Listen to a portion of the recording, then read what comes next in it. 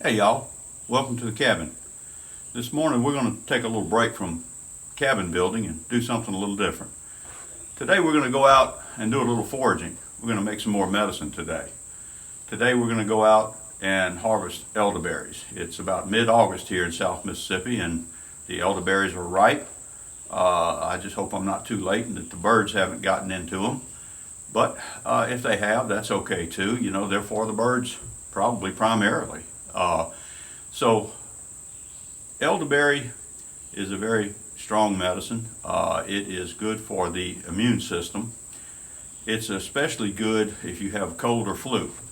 It is typically used in conjunction with either usnea, which is also called old man's beard, or sweet gum tincture. So this morning we're going to gather some elderberry and we're going to make a tincture. So let's go get some elderberries.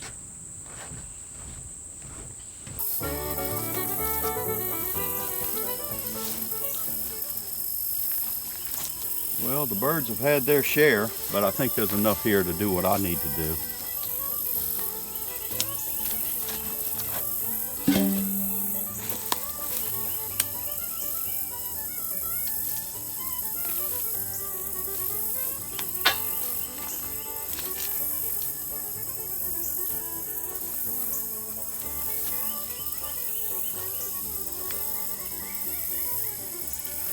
Also want to be careful that we don't step on old no shoulders, otherwise known as a snake. I have harvested from these two trees right here for years now, and they usually all ripen at the same time, but this year there's still a few green ones and some ripe ones, so we'll take what we need and leave the rest, so they'll be there next year.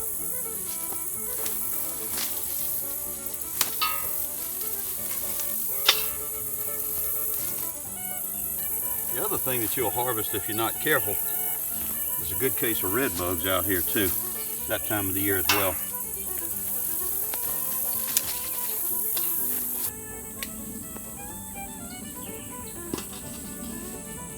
Should do it.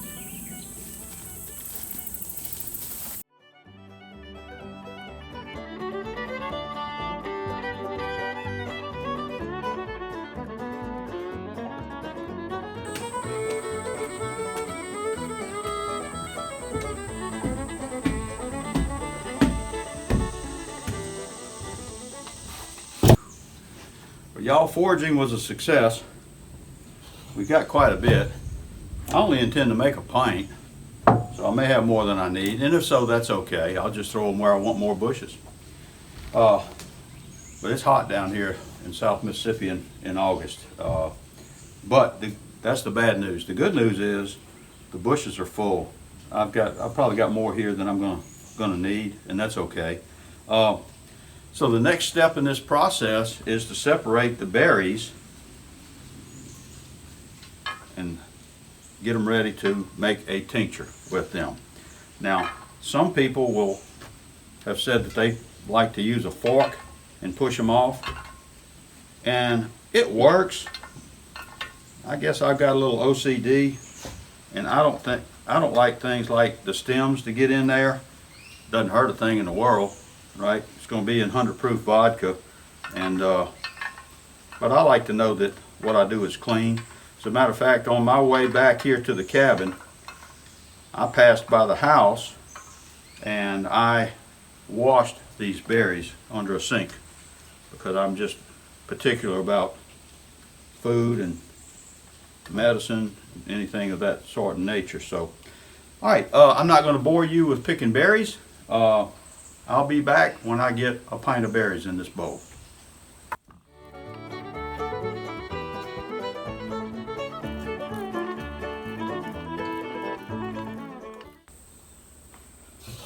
All right, that ought to be enough. Matter of fact, ought to be more than enough. Y'all, every year I forget how tedious it is picking these things. They're small, but it's no worse than picking huckleberries or blackberries. But then again, when it's time to pick the blueberries, I can usually find a lot of things to do besides pick blueberries, but yet I love blueberry cobbler. So the next step is to pour them up into a pint jar. I looked all over for my canning funnel, y'all. Couldn't find it, but you know, I was raised with old expressions like use what you have or do without. Use it up, wear it out. So I had this old empty honey jar, and it looks like it'll make a good funnel to me. So I'm going to take these and try to get them in here without spilling too many of them. Now I only need about 3/4 of a pint. You can put as much as you want, or if you don't quite have that much, see, that's already too much. You want to have some room for the alcohol to actually, you don't want a jar full of berries when you get through, you want a jar full of medicine. So I'm going to go with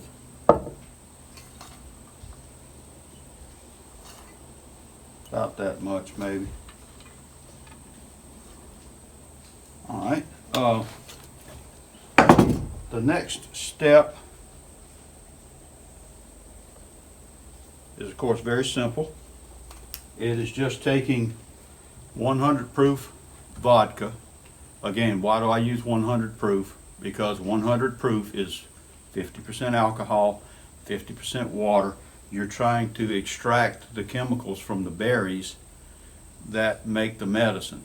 And so the water extracts some of the chemicals, and alcohol extracts some of the chemicals. So the 100 proof is a good balance of both. You know, if you're allergic to alcohol or have a problem with it, there's other ways to make a tincture, but you know, you probably want to consult a real herbalist for that. I'm just an old country boy that does what I know. And so I'm going to take this 100 proof vodka. Doesn't matter what brand. I buy the cheapest that I can get because it's just the alcohol that you want. And I'm going to fill that thing very full, like very full, because air is the enemy. And I'm going to cap it off. And I'm going to roll it around a little bit. Like I always say, you're not making butter. You don't have to sit there and shake it up. But what you want to do is you want to get any air trapped around the berries to come to the top. You want the berries encased in the alcohol. And then I always like to write what it is and label it.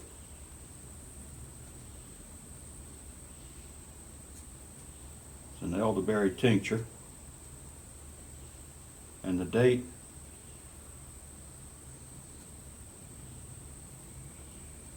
I like to have the date on it. Now what you're going to do is you're going to put this away in a cool, dark place. I do 8 weeks. Some people say 4 weeks, some people say 6, some people say 8. You know, the more time that the alcohol has to extract the chemicals, the better the medicine is going to be. And I always say, what's your hurry? And you know, in my case, I've got some tincture set up still in the house from last year to use. So now we've made our elderberry tincture, but we haven't really talked about what it's for. Elderberry basically boosts your immune system, and it's just a good supplement to take to stay well. And the dosage on it, you know, there again, I'm not an herbalist, but what I use for me and my family is about 1/2 teaspoon for a small person. Person my size, about a teaspoon once a day. If you do contract a cold or the flu, I would up that to whatever your dosage is 3 times per day.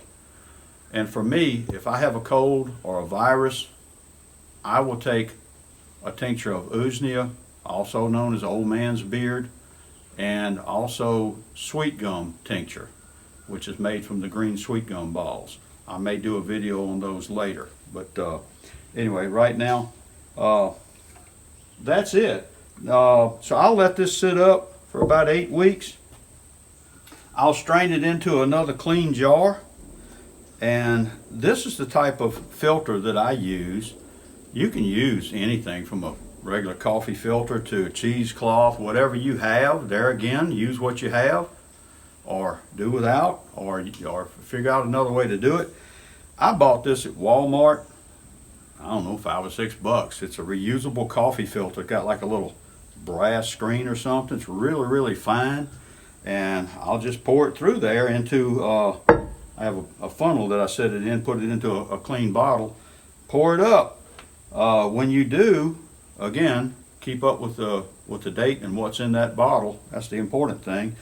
After I do filter it out after 8 weeks, I will usually decant it into a little 1 ounce or 2 ounce dropper bottle for my use.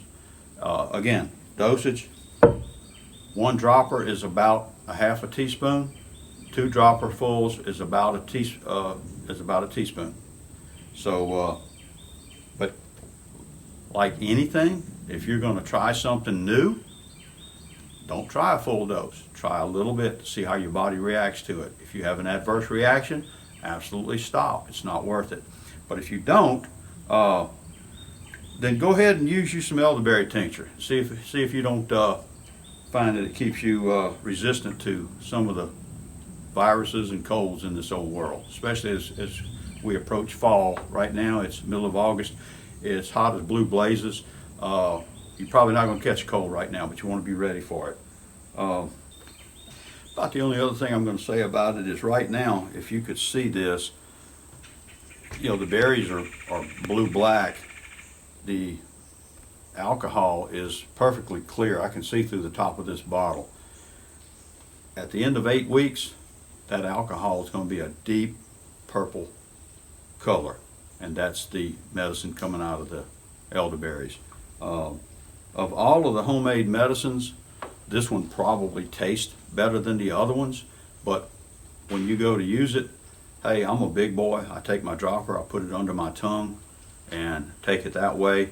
You know, but if you're like me and you do not like the taste of vodka or alcohol, you can put it into some water. You can put a drop of sugar or honey with it and take it that way.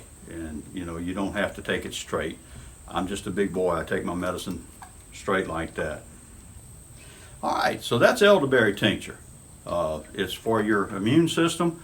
The only other thing I would say about it is take elderberry like most herbal medicines, like any medicine. Take it for about 30 days, then get off of it. Let your immune system rest. Go back to normal. Let it reset, and then get back on it again. Just kind of cycle. About every 30 days, just get off of it for about a week, and then you'll be back on it. But you will boost your immune system, and you will be a lot healthier. Give it a try. If I can do it, you can do it.